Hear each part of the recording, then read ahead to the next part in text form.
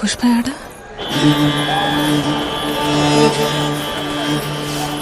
ఎర్ర ఎర్ర పారాని పెట్టి మమ్ము పాలించగా వచ్చే గంగోరెను కా తల్లి, నల్ల నల్ల కాటుగా పెట్టి మమ్ముదయ చూడగా వచ్చే గంగోరెను కా తల్లి, గల్లు గల్లు గజలు కట్టి మమ్ము నడిపించగా వచ్చే గంగోరెను కా తల్లి.